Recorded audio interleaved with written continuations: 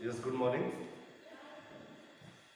So yesterday we had studied the factors of imposing emergency in 1975, in which we had studied, मैंने क्या क्या बताया था this चीज में इकोनॉमिक कॉन्टेक्स्ट हमने पहले डिस्कस कर लिया था, Gujarat Bihar movements. Then yesterday we had studied about conflict with judiciary and railway strike of 1974. So today we shall be discussing the next important factor जो है important for imposing emergency in 1975 is Naxalite movement. और फिर हम देखेंगे finally सारे factors के बाद what was the reason and declaration of emergency. जब फाइनली इमरजेंसी को इम्पोज कर दिया in 1975. So we have covered all the important factors which led to emergency of 1975. So this is the last part left, that is Naxalite movement. तो ये जो last factor है and will come on page number 103. ये block दिया वाला से page number 103 एक होगा. Check that please. Okay. So you will study and we'll try and understand what do you mean by Naxalite movement. So it's written in 1967 a peasant uprising took place in the Naxalbari police station area in Darjeeling Hill Station district in West Bengal. So जो Naxalbari जो हम बात कर रहे हैं Naxalite नहीं मिल रहा है पेज नंबर 103 ये तो बेटा और so, ठीक है. 1967 में देयर वाज एन इंसिडेंट और ये इंसिडेंट कहाँ पे हुआ था अंडरलाइन कर लीजिए. एक जगह है नक्सलबारी पुलिस स्टेशन. तो यहाँ पे क्या हुआ था, there was an uprising, revolt किया था जिन्होंने पीजेंट्स ने. ठीक है. सो इसमें क्या हुआ, एरिया ये एरिया कहाँ पे, Darjeeling hills district of West Bengal. तो वेस्ट बंगाल में एक डिस्ट्रिक्ट है दार्जिलिंग, यहाँ पर एक जगह है नक्सलबारी पुलिस स्टेशन. यहाँ पर किन्होंने प्रोटेस्ट किया था, पीजेंट्स ने, फार्मर्स ने जो काम करते हैं. ठीक है. That is why this movement जो peasants ने movement किया, ठीक है, प्रोटेस्ट किया, इसका नाम क्या पड़ गया, नक्सलबारी. जो प्लेस थी उसके बेसिस पे पड़ा ये name. So let's C further. Under the leadership of local cadres of the communist Party of India Marxist. अब जो ये पार्टी थी जो इसको रिवॉल्ट को चला रही थी, कौन सी पार्टी थी, कम्युनिस्ट पार्टी. कम्युनिस्ट पार्टी क्या होती है, कार्ल मार्क्स को फॉलो करते हैं. ठीक है. उनकी आइडियोलॉजी को फॉलो करते हैं. उनकी आइडियोलॉजी कौन सी है, कम्युनलिज्म. ठीक है. Beginning from the Naxalbari police station, the peasants movement spread to several states of India and came to be referred broadly as Naxalite movement. ये बस वेस्ट बंगाल दार्जिलिंग से शुरू हुआ था, पर धीरे धीरे इंडिया की बहुत सारी स्टेट्स में उस एरिया में क्या होने लगा, स्प्रेड होने लगा. और धीरे धीरे शुरू कहाँ से हुआ, नक्सलबारी पुलिस स्टेशन से हुआ था, बट इस मूवमेंट का नाम क्या पड़ गया, नक्सलाइट मूवमेंट. सारी एरिया में जब भी इस टाइप का मूवमेंट पीसेंट्स करते थे, उस टाइप के रिवॉल्ट का या प्रोटेस्ट का नेम ही पड़ गया नक्सलाइट मूवमेंट. ओके. इन 1969 में देखिए क्या होता है, they broke from the CPI and new party.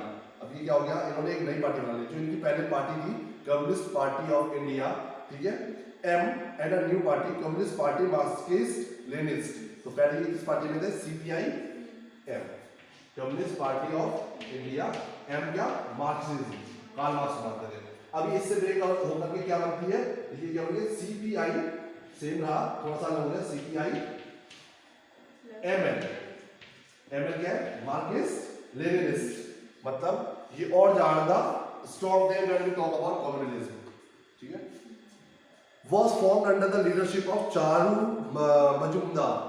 याद होना चाहिए, who was the leader of CPI ML when there were Naxalite movements in this Darjeeling area and nearby area. जब स्प्रेड हो रहा था तो इनका लीडर कौन था, Charu Majumdar. It argued that democracy in India was a shame and decided to adopt a strategy of protracted guerrilla warfare in order to lead to a revolution. इसने क्या बोला, जो इंडिया में जो डेमोक्रेसी है ये क्या है, शेम है, ये प्रॉपर तरीके से वर्क नहीं कर रही है. We are against this political system in India. So ये से अगेंस्ट थे, तो इन्होंने एक स्ट्रेटजी को फॉलो करना शुरू किया. That strategy was just wait up.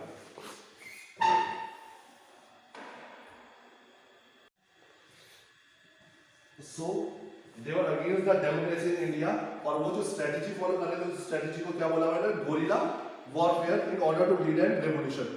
जो रेवोल्यूशन वो इंडियन पॉलिटिकल सिस्टम डेमोक्रेसी के अगेंस्ट लीड कर रहे थे, उन्होंने उस स्ट्रेटजी को क्या बोला है, गोरिल्ला वॉरफेयर, ठीक है।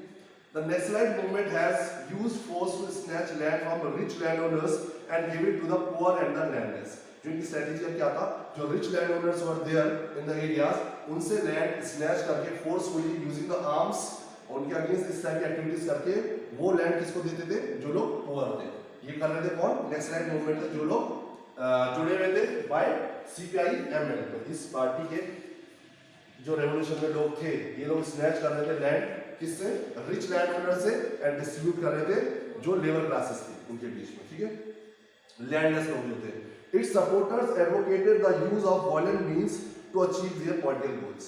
और जो इसके फॉलोअर्स थे ये बिलीव करते थे कि अगर हम आर्म्स का यूज करें, फोर्स का यूज करें अपने गोल्स को अचीव करने के लिए, वो जेन्युइन है, वो सपोर्ट करते थे कि आर्म्स यूज हम कर सकते हैं, अगर हमें कोई चीज नहीं मिल रही है तो हम उसे छीन सकते हैं, ठीक है। तो ये इनकी स्ट्रेटजी थी। In spite of the use of preventive detention and other strong measures adopted by the West Bengal government run by the Congress party, the Naxalite movement did not come to an end. अब क्या था, जो Congress party थी वेस्ट बंगाल को stand, उसने बहुत कोशिश की है to suppress this revolution, to suppress this group. और बहुत की क्या होती है, प्रिवेंटिव डिटेंशन क्या होता है, एडवांस में ही इफ वी थिंक दैट ये क्राइम हो सकता है तो हम उसको अरेस्ट कर लेते हैं विदाउट टेलिंग देम कि हाँ उनकी क्या क्राइम किया या क्या वायलेशंस किए हैं। तो ये सब मेथड भी पुलिस ने यूज किए, गवर्नमेंट ने यूज किए ऑन दिस पीपल, पर still government was not successful in suppressing this particular group, ठीक है। कहाँ की बात हो रही है, वेस्ट बंगाल, ठीक है। The Naxalite movement did not come to an end. In later years, it spread to many other parts of the country. और slowly and slowly आगे जैसे ईयर चलता रहा, 1967 से शुरू हुआ था, 68, 69, 70 तक, क्योंकि कहाँ तक जाना है हमें, हम कहाँ की बात कर रहे हैं, इसका इम्पैक्ट किस पे पड़ेगा, 1975 पे पड़ेगा। मतलब शुरू तो 1967 से हो चुका है ये मूवमेंट, पर क्या हो रहा है, ग्रो कर रहा है, धीरे धीरे फैल रहा है। और फाइनली हम किसकी बात कर रहे हैं यहाँ पर, इमरजेंसी, क्योंकि हम क्या पढ़ रहे हैं कि हम जो भी पढ़ रहे हैं वो क्या पढ़ रहे हैं, फैक्टर्स पढ़ रहे हैं which led to the emergency. तो यहाँ पर जो 1975 है, this is one of the important factor जिसकी वजह से इमरजेंसी पोज हुई थी, one of the, it is not the only factor, one of the important factor, ठीक है। In later years, it is spread to many other parts of the country. The Naxalite movement has by now splintered into various parties and organizations. Some of these parties like CPI, ML, Liberation participate in open democratic politics. जो ये ideology थी, communist थी, ये political system में भी अब emerge होने लगी थी, इंक्लूड हो गई थी। तो पॉलिटिकल पार्टीज भी इस आइडियोलॉजी के ऊपर अपनी पार्टीज बनाने लगी थी। तो इसका इम्पैक्ट किस पे हो रहा था, हमारी पॉलिटिकल सिस्टम पे भी हो रहा था, ठीक है। तो जो अपोजिशन पार्टीज थी वो इस आइडियोलॉजी के साथ सामने आ रही थी। Currently about 75 districts in 9 states, तो ये डेटा है, 75 districts in 9 states are affected by Naxalite violence. तो अगर हम अभी देखेंगे तो टोटल 75 डिस्ट्रिक्ट्स हैं, कितनी स्टेट्स में, अराउंड 9 स्टेट्स में, जिसका इम्पैक्ट है, इसका इम्पैक्ट है Naxalite मूवमेंट का इन स्टेट्स पे, ठीक है। Most of these are very backward areas inhabited by adivasi. और जितने भी डिस्ट्रिक्ट और जितने भी स्टेट्स की बात कर रहे हैं हम, वो कैसे एरियाज है, बैकवर्ड, पिछड़े हुए रूरल एरियाज है। और कौन रहते हैं वहां पर ज्यादा, आदिवासी। तो ऐसे एरियाओं में ही नक्सलाइट मूवमेंट्स हैं। In these areas, the sharecroppers, undertenants and small cultivators are denied their basic rights. यहाँ पे जो sharecroppers होते हैं, लैंडलेस लेबर्स होते हैं, पीजेंट्स होते हैं, एग्रीकल्चर से जो भी लोग जुड़े हुए हैं, जो लैंडलेस है, पुअर है, उन वही लोगों के साथ इस एरिया में नक्सलाइट मूवमेंट से जोड़ रहे हैं। देखिए, In these areas, sharecroppers, undertenants and small cultivators are denied their basic rights. क्योंकि इन लोगों की जो बेसिक राइट्स होती है, ह्यूमन राइट्स होती है, इक्वालिटी की हम बात करते हैं, इन लोगों को नहीं मिलती है। इन लोगों के साथ बहुत ज्यादा डिस्क्रिमिनेशन होता है इन एरियाज में। With regards to security of tenure of their share in produce, payment of fair wages, जो उन्हें wages मिलनी चाहिए, जो झाड़ी होती है जैसे मजदूर की, वैसे तो जो इनको wages मिलनी चाहिए वो मिनिमम wages नहीं मिलती हैं। तो बहुत सारी इनइक्वालिटीज हैं। फोर्स्ड लेबर है, जबरदस्ती लेबर बनाया जाता है। Expropriation of resources by outsiders and exploitation by money lenders are also common in this area. तो मनी लेंडर्स होते हैं, जो जमींदार होते हैं, बाहर से लोग आते हैं, बिजनेस यहाँ पर इन्वेस्टमेंट करते हैं, तो सब इनको एक तरह से कह सकते हैं जो आदिवासी लोग हैं, जो लैंडलेस गरीब लोग हैं, उनको क्या कर रहे हैं, बहुत ज्यादा डिस्क्रिमिनेट कर रहे हैं, सप्रेस कर रहे हैं, उनको इक्वल राइट्स नहीं मिल रही है किन एरियाज में, इन एरियाज में जो आदिवासी के हैं, backward areas. These conditions lead to, और इन्हीं conditions की वजह से, ये जो poor conditions हैं इन लोगों की, this leads to the growth of Naxalite movement। इसी वजह से जो ये Naxalite movement है बहुत सारी स्टेट्स में फैलता जा रहा है against the discrimination with peasants। Government has taken step measures in dealing with the Naxalite movement। Human rights activists have, अब यहाँ पे गवर्नमेंट बहुत कोशिश कर रही है कि इनको जो है सप्रेस किया जाए, लोग जो ये प्रोटेस्ट करते हैं Naxalite मूवमेंट इनको कंट्रोल किया जाए। और human right activists have criticise government, पर जो ह्यूमन राइट्स के लिए, ह्यूमन राइट्स एक कमीशन है जो ह्यूमंस के राइट्स के लिए लड़ता है ऑल ओवर द वर्ल्ड, उन्होंने गवर्नमेंट के अगेंस्ट बहुत सारी चीजें क्रिटिसाइज की हैं कि government is trying to suppress the people, जो उनकी ह्यूमन राइट्स उन्हें नहीं मिल रही है और गवर्नमेंट ऐसे कर रही है। Human rights activists have criticized the government for violating constitutional norms in dealing with the Naxalites। Many thousand people have lost their, अगर आप इसमें देखेंगे ये कॉन्फ्लिक्ट्स और ये मूवमेंट होते हैं तो बहुत सारे हजारों लोगों ने इसमें अपनी लाइफ को खोया है। देखिए, have lost their lives in the violence by the Naxalites and anti-Naxalites movement by the government। ठीक है, तो ये गवर्नमेंट, पुलिस, आर्मी और नक्सलाइटों के बीच में कॉन्फ्लिक्ट्स होते रहते हैं, उसकी वजह से बहुत हजारों डेथ्स हुई हैं अभी तक इन एरियाज में, जो मोस्टली आदिवासी रिजर्व एरिया से बोल सकते हैं इनको। ठीक है, so this is all about Naxalite movement.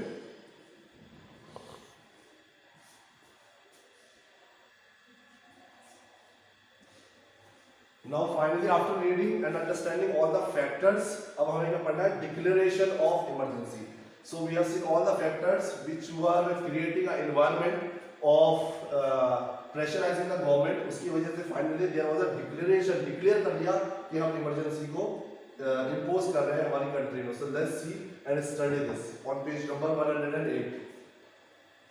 तो अब यहाँ से dates are important from the point of view of 1 mark question, you have to remember the dates. On 12 June 1975 justice Jagmohan Lal Sinha of Allahabad high court pass the judgement declaring Indira Gandhi elections to Lok Sabha invalid. जो ये देखिए justice है, इन्होंने एक judgement दिया जगमोहन लाल सिन्हा ने कब, 12 जून को 1975। ईयर कौन सा चल रहा है, 1975, पर मंथ कौन सा है, जून, 12 जून है। 12 जून 1975 को एक जस्टिस है जगमोहन लाल सिन्हा, आगे जस्टिस है इलाहाबाद हाई कोर्ट के, इन्होंने एक जजमेंट पास किया, डिक्लेयर किया, जिसमें उन्होंने क्या बोला, इंदिरा गांधी के जो इलेक्शन थे, कौन से इलेक्शन थे, 1971 में जो उनके इलेक्शन हुए थे, जिसमें उन्होंने बोलते हैं कि रिस्टोर किया था कांग्रेस को, बहुत पावर में कांग्रेस वापस आई थी, इस वाले इलेक्शन को उन्होंने क्या बोला, इनवैलिड। क्यों, ठीक है, इनवैलिड बता दिया। In this order came on an election petition। That order तो नहीं आया, किसी ने पिटीशन डाला हुआ, कंप्लेंट डाला हुआ इंदिरा गांधी के अगेंस्ट, तो देखिए किसने डाला था। This order came on an election petition filed by Raj Narayan, name याद रखना है, किसने ये पिटीशन किसने डाला था कोर्ट में against Indira Gandhi, Raj Narayan, a socialist leader, ये सोशलिस्ट लीडर थे, and a candidate who had contested elections against her in 1971। तो ये 1971 में किसके अगेंस्ट थे, इंदिरा, तो ये हार गए थे, इंदिरा गांधी के 1971 में हार गए थे, पर इन्होंने पिटीशन डाल दिया था कि इंदिरा गांधी ने बहुत सारी मशीनरी और गवर्नमेंट के रिसोर्सेज का यूज किया है अपने इस इलेक्शन में, जो कि अलाउड नहीं है। तो इसके अगेंस्ट उन्होंने पिटीशन डाला हुआ था, पर इसका डिसीजन कब आया, 1975 में। ठीक है, 12 जून को होगी, 12 जून 1975 में। ठीक है, इलाहाबाद हाई कोर्ट की जस्टिस ने दिया है कि ठीक है, जो उनका इलेक्शन था उन्होंने क्या डिसीजन दे दिया, फाइनली इनवैलिड है। ठीक है, और नाम याद रखना, अगेंस्ट कौन सा लीडर था जिसने पिटीशन डाली थी, राज नारायण, एक सोशलिस्ट लीडर थे, और अगेंस्ट थे वो 1971 के इलेक्शन में इंदिरा गांधी के। The petition challenged the elections of Indira Gandhi on the ground that she had used the service of government servants in her election campaign। जो पिटीशन डाला था किसके अगेंस्ट था कि उसने गवर्नमेंट की मशीनरी और सर्वेंट्स का यूज किया है अपने इलेक्शन में 1971 की कैंपेन में। The judgment of the High Court meant that legally she was no more an MP and therefore could not remain the Prime Minister। तो इस जजमेंट आने के बाद उन्होंने कहा अगर उसका इलेक्शन ही इनवैलिड है, इसका मतलब वो यहाँ इलेक्शन जीती नहीं, इलेक्शन नहीं जीती तो वो मेंबर ऑफ पार्लियामेंट नहीं है, मेंबर ऑफ पार्लियामेंट नहीं है तो प्राइम मिनिस्टर नहीं हो सकती। ठीक है, तो ये डिसीजन आया, therefore remain the Prime Minister unless she was once again elected as an MP within 6 months। अगर उसको प्राइम मिनिस्टर दोबारा बनना है, एमपी बनना, तो जो अगले 6 महीने आ रहे हैं उसे दोबारा से अपनी मेजॉरिटी शो करनी पड़ेगी और उसे एमपी बन के आना पड़ेगा पार्लियामेंट में, तभी वो प्राइम मिनिस्टर की तरह एक्ट कर सकती है विद इन 6 मंथ का गैप में, ठीक है। बट हुआ क्या ऑन जून, तो ये जून पहला डिसीजन कब आया, 12 जून को आया था। अब देखो क्या, अब on June 24 supreme court granted partial stay on the high court order. Supreme court में उन्होंने इंदिरा गांधी ने पिटीशन डाला हुआ ऐसा है, तो सुप्रीम कोर्ट ने थोड़ा सा उनको गैप दिया, तभी लिखा हुआ है देखिए on June 24 supreme court granted partial stay on the high court order. जो हाई कोर्ट का ऑर्डर आया है कि प्राइम मिनिस्टर नहीं बन सकती है बिकॉज वो एमपी नहीं है, क्योंकि उनका जो इलेक्शन था वो इनवैलिड है, इस पे थोड़ा सा स्टे लगा दिया सुप्रीम कोर्ट ने till her appeal was decided. पर जब तक उनका फाइनल डिसीजन डिसाइड होता she could remain an MP, वो एमपी की तरह एक्ट कर सकती थी but could not take part in the proceedings of Lok Sabha. पर लोकसभा में जो भी मीटिंग चल रही है, जो भी सेशंस हो रहे हैं, उसमें वो अभी पार्टिसिपेट नहीं कर सकती है। एज अ एमपी वो रह सकती है बट अभी वो लोकसभा में किसी भी प्रोसीडिंग में पार्टिसिपेट नहीं कर सकती है, किसी डिसीजन मेकिंग में पार्टिसिपेट नहीं कर सकती है। तो ये स्टे ले दिया सुप्रीम कोर्ट ने, थोड़ा सा उनको क्या करते हैं रिलीफ दे दिया एक साइड पे बोल सकते हैं, क्योंकि हाई कोर्ट का ऑर्डर के अगेंस्ट तो क्या था कि वो एमपी भी नहीं है और प्राइम मिनिस्टर नहीं है, उन्हें हटना पड़ेगा। पर सुप्रीम कोर्ट ने स्टे दिया, पर स्टे में उन्हें कुछ ज्यादा बेनिफिट नहीं मिला। यही बेनिफिट मिला कि she can stay as an MP but वो पार्टिसिपेट नहीं कर सकते। इसका कोई मतलब ही नहीं एमपी है वहां पे वो अगर प्रोसीडिंग्स में पार्टिसिपेट नहीं करेगी तो इट्स यूजलेस। तो यहाँ पर ये सिचुएशन आई है, ठीक है। फिर एक क्राइसिस रिस्पॉन्स, तो ये सब चीजें क्या बन रही हैं। अब यहाँ पे क्या हो रहा है, इमरजेंसी कैसे लेगी फाइनली, तो इस स्टेज में आ गए हैं। ऑलरेडी इतने सारे फैक्टर्स हमने पढ़ लिए, फिर ये सब हो गया इंदिरा गांधी के साथ। अब है crisis and response. The stage was now set for a big political confliction, मतलब अब स्टेज सेट हो चुका था, मतलब सारे फैक्टर्स में already there was so much of pressure on Indira Gandhi, इतने सारे फैक्टर्स हमने पढ़े। अब ये जो इंसिडेंट हुआ इसकी वजह से तभी बोल रहे हैं the stage was now set for a big political confliction. The opposition political parties led by Jayaprakash Narayan, और प्रेशर कहां से आ गया, अपोजिशन पार्टी जो जयप्रकाश नारायण लीड कर रहे थे, pressed from Indira Gandhi's resignation and organized a massive demonstration in Delhi Ram Leela ground on 25th June। 24 को क्या हुआ था, सुप्रीम कोर्ट ने स्टे दिया था, पर उसी के अगले दिन क्या हुआ कि इसके अगेंस्ट, इस डिसीजन के अगेंस्ट जो हमारे कौन थे, जयप्रकाश नारायण थे, उन्होंने बहुत बड़ी रैली और बहुत सारे लोगों को जमा किया रामलीला मैदान जो है दिल्ली में है, कितनी तारीख को, 25 जून को। किसके अगेंस्ट, इंदिरा गांधी को रेजिग्नेशन देना पड़ेगा because her elections for Lok Sabha या for prime minister were invalid, ठीक है। तो उसको रेजिग्नेशन के लिए बहुत ज्यादा फोर्स करने लगे प्राइम मिनिस्टर ने, अनलेस अच्छा नीचे था, हाँ, Jayaprakash announce on nationwide satyagraha. तो जयप्रकाश ने जो प्रोटेस्ट अनाउंस किया उसने क्या बोला, satyagraha for her resignation and asked the army, और उन्होंने अपनी आर्मी को, कंट्री की, अपनी पुलिस को और जितने भी गवर्नमेंट एम्प्लॉय को था, उन्होंने रिक्वेस्ट करी कि not to obey illegal and immoral orders, कि जो भी इलीगल और इमोरल ऑर्डर्स इंदिरा गांधी या उनकी गवर्नमेंट की तरफ से आप लोग को आ रहे हैं, प्लीज उसको फॉलो नहीं करिए, बिकॉज जो प्राइम मिनिस्टर है हमारी, उसका इलेक्शन इनवैलिड था, और वैसे भी वो she was acting as a dictator, जो कॉन्स्टिट्यूशन में प्रोविजन है उसके अगेंस्ट जाकर शी वाज वर्किंग। तो ऑलरेडी जयप्रकाश और बहुत सारे लोग उसके अगेंस्ट थे जो नॉन कांग्रेस थे, एंटी कांग्रेस लोग हो गए, ठीक है। The political mood of the country had turned against the Congress, तो पूरी कंट्री का जो बोल सकते हैं situations and conditions were all against Congress, और basically we can say against Indira Gandhi in this particular time. तो देखो कितना प्रेशर था कोर्ट का, सुप्रीम कोर्ट का, उसके अगेंस्ट प्रोटेस्ट चल रहे हैं, उसकी रेजिग्नेशन के लिए जयप्रकाश ने रामलीला मैदान में बहुत बड़ा एक प्रोटेस्ट कर रखा था, रेवोल्यूशन शुरू कर रखा था अगेंस्ट द गवर्नमेंट। और इससे पहले हमने ये नक्सलबाड़ी और हमने कौन से पढ़े, इकोनॉमिक कंडीशन इन कंट्री की बहुत खराब थी, ठीक है। और हमने कौन से पढ़े थे फैक्टर्स इसमें, गुजरात बिहार में मूवमेंट्स ऑलरेडी हमने पढ़ लिए थे, ठीक है। अब क्या होता है देखते हैं। The response of the government was to declare a state of emergency। अब गवर्नमेंट ने इन सारी सिचुएशन जो बनती जा रही थी, अगर ये हमारी कंट्री की गवर्नमेंट है, इसके ऊपर देखेंगे हर तरफ से क्या आ गया था, प्रेशर आ गया था। अभी तक तो she was somehow managing, she had that political leadership was the JVP, पर अब उसका पर्सनली उसकी जो डेजिग्नेशन थी एज ए प्राइम मिनिस्टर, उस पर भी बहुत सारे क्वेश्चन उठ रहे थे, तो उसमें इतने सारी सी जगह से जो प्रेशर आया, तो उसने क्या डिसाइड किया, इमरजेंसी। इमरजेंसी क्या कर देती हूँ, इंपोज कर देती हूँ, क्योंकि इमरजेंसी में क्या हो जाता है, सारी पावर्स इसके पास आ जाएगी, पीएम के पास, ठीक है। तो उसके अगेंस्ट जितने लोग हो रहे हैं वो कुछ कर नहीं पाएंगे। तो देखिए क्या होता है, the response of the government was to declare a state of emergency. अब डेट आ गई है, इसको अच्छे से अंडरलाइन कर लेंगे। ऑन 25 जून 1975 तो हम तुझे इतना टाइम से पढ़ रहे हैं 1967 से 75 तक पढ़ा, तो फाइनली इमरजेंसी को इम्पोज इंदिरा गांधी ने कब किया था? 25 जून 1975। ये कंफ्यूजन मत होना, क्योंकि ऑर्डर कब आया था? 12 जून 1975, ठीक है। जस्टिस जो जगमोहन लाल सिन्हा ने दिया था। उसके बाद 24 जून को क्या हुआ? सुप्रीम कोर्ट ने क्या दिया? स्टे दिया। उसके बाद 25 जून को ही रामलीला ग्राउंड में आफ्टरनून में, अगर 25 आएगा सुबह आज है, तो आज क्या चल रहा है? प्रोटेस्ट चल रहा है। पर आज रात को 25 की क्या कर दी? इमरजेंसी इम्पोज कर दी। किसने?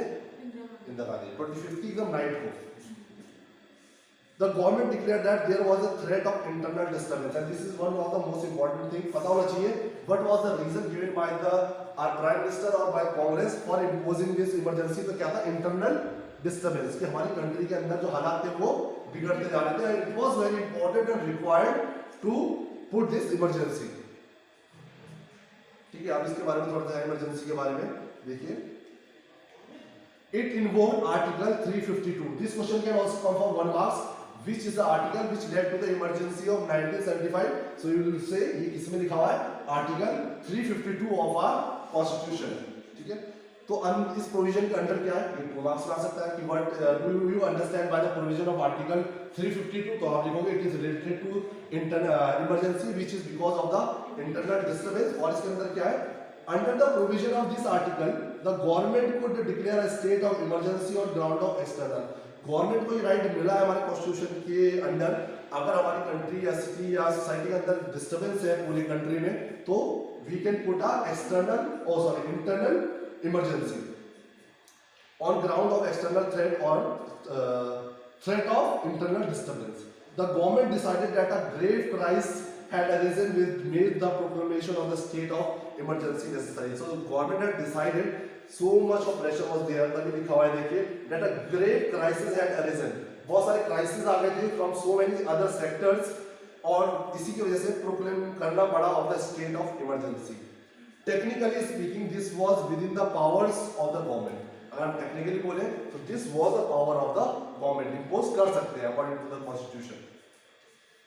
For our constitution provides for some special powers to the government once an emergency is declared. क्योंकि एक बार इमरजेंसी लग गई तो बहुत सारी स्पेशल पावर्स मिल जाती है हमारी गवर्नमेंट को. और जब हम गवर्नमेंट की बात करते हैं तो सबसे इंपॉर्टेंट पर्सन कौन होता है उसमें? Prime minister. तो ठीक है, तो एक से आप कह सकते हैं इंदिरा गांधी को बहुत सारी एक्स्ट्रा स्पेशल पावर्स मिल गई थी इमरजेंसी लगाने के बाद, अदरवाइज वो बहुत सारा प्रेशर था उसके ऊपर इधर उधर से. Once an emergency is proclaimed, the federal distribution of power remains practically suspended. All the अब क्या बोले फेडरल सिस्टम जो डिस्ट्रीब्यूशन होता है, सेंट्रल गवर्नमेंट की कुछ पावर है, कोई स्टेट की, लोकल गवर्नमेंट, सब्जेक्ट डिवाइडेड रहते हैं, सबको कुछ पावर है. पर एक बार इमरजेंसी लग गई सारी पावर किसके पास है? प्राइम मिनिस्टर ने. गवर्नमेंट बोली वर्ड हमें पता था प्राइम मिनिस्टर इंपॉर्टेंट है, बट गवर्नमेंट के हाथ में, सेंट्रल गवर्नमेंट के हाथ में सारी पावर्स है. ठीक है, तो किसकी तरह जैसे हम पहले वो देखते थे, राजा ने जो बोल दिया पूरी प्रजा में वही होगा, उस टाइप से रूल चल रहा था यहाँ पर. ठीक है, लाइक अ डिक्टेटर. और जो हमारी फंडामेंटल राइट्स होती है कि हम कहीं भी आ सकते हैं, कुछ भी बोल सकते हैं, हमारे साथ इक्वालिटी की बात करते हैं, फ्रीडम की बात कर सकते हैं, अपॉर्चुनिटीज की बात कर सकते हैं. पर एक बार इमरजेंसी लग गई तो ये सारी राइट्स हर एक सिटीजन से छीन ली जाती है. ठीक है, तभी लिखा है देखिए, powers are concentrated in the hands of union government. सारी पावर यूनियन गवर्नमेंट के हाथ में जाती है. Secondly, government also gets the power to curtail or restrict all or any of the fundamental rights. Restrict कर सकते हैं या कम कर सकते हैं फंडामेंटल राइट्स, गवर्नमेंट के ऊपर है during emergency. From the wording of the provisions of the constitution it is clear that emergency is seen as an extraordinary condition. Constitution के अकॉर्डिंग इमरजेंसी बहुत एक एक्स्ट्रा ऑर्डिनरी कंडीशन है किसी भी particular country में, in which normal democratic politics can not function. जो हमारी democratic country थी, अगर इमरजेंसी लग गया तो उसकी डेमोक्रेसी को हम उससे क्या बोलेंगे? डेमोक्रेटिक फंक्शनिंग नहीं चल सकती फिर वहां पर. Therefore, special powers are granted to the government. ये पढ़ लिया हमने. तो अब यहाँ पे डेट बता रहे on the night of 25th 1975. ये तो बता रहे 25th पर कब इम्पोज की थी? रात को. ठीक है. The Prime Minister recommended the imposition of emergency to President Fakhruddin Ali Ahmad. तो पता होना चाहिए प्रेसिडेंट कौन थे, पता है ना, हर चीज से पहले कौन साइन करता है? प्रेसिडेंट. और प्राइम मिनिस्टर ने बोला था प्रेसिडेंट साइन कर दिया. कौन था प्रेसिडेंट? पता होना चाहिए, Fakhruddin Ali Ahmad. He issued the proclamation immediately. तो जैसा कि हमने बोला उसने उसे वैसा माना. After midnight, the electricity of all major municipal offices were disconnected. जितने भी न्यूज़पेपर ऑफिसेस थे मीडिया के या प्रिंटिंग मशीन जो होती थी, उन सब ऑफिसेस के क्या कर दिया उन्होंने, लाइट के कनेक्शन, इलेक्ट्रिसिटी कनेक्शन क्या कर दिए, कट कर दिए। क्योंकि वो क्या होता नेक्स्ट डे अदरवाइज बहुत सारी न्यूज बनती किसके against, Indira Gandhi against, government के अगेंस्ट। और अब क्या हो गया था, इमरजेंसी लग गई थी तो इनके पास सब राइट्स थी, जैसा ही करना चाहती गवर्नमेंट राइट से कर सकते थे। तो सबसे पहले न्यूज़पेपर और ऑफिसेस की डिस्कनेक्ट कर दी electricity. In the early morning, a large number of leaders and workers of the opposition parties were arrested. बहुत सारे लीडर्स, हमने जैसे बोला जयप्रकाश नारायण अपोजिशन को रामलीला मैदान में प्रोटेस्ट चल रहे थे, तो अब इनके बाद राइट आ गई थी, इमरजेंसी लग गई थी, अलाउड नहीं था ये सब करना। तो बहुत सारे लीडर्स को अपोजिशन के जो प्रोटेस्ट कर रहे थे क्या कर दिया, अरेस्ट कर दिया और जेल में डाल दिया। The cabinet was informed about it at a special meeting. फिर क्या जो कैबिनेट थी, इंदिरा गांधी गवर्नमेंट के कैबिनेट मिनिस्टर्स होते हैं important, health minister, education minister, ठीक है, अलग अलग फाइनेंस मिनिस्टर, होम मिनिस्टर, इन सब की मीटिंग कब बुलाई गई, सुबह 6 कितनी तारीख को, 26 जून को, रात को लगा दी इमरजेंसी। अगर हम इमरजेंसी का प्रॉपर देखें तो सबके डिस्कशन होना चाहिए था, ऐसा नहीं हुआ। इंदिरा गांधी चाहती थी तो रात को ही इम्पोज कर दिया, सुबह सबको इन्फॉर्म किया। After all this had taken place, जब ये सब चीजें हो चुकी थी उसके बाद सुबह 6 o'clock अपने कैबिनेट मिनिस्टर से उन्होंने मीटिंग की। तो यहाँ तक वी हैव स्टडीड अबाउट कैसे डिक्लेयर हुई इमरजेंसी, क्या क्या सिचुएशंस थी, क्या क्या पॉलिसी। अब हम पढ़ेंगे एनवायरमेंट क्या क्या हुआ, किसकी वजह से इमरजेंसी हुई। नाउ विल सी कॉन्सिक्वेंसेस, जब भी वो चीज हुई तो इमरजेंसी लगा तो दी, अब इसके बाद क्या क्या हुआ हमारी कंट्री में इसकी वजह से, किसकी वजह से, इमरजेंसी की वजह से। दैट विल स्टडी टुमारो की कॉन्सिक्वेंसेस क्या थे, ठीक है।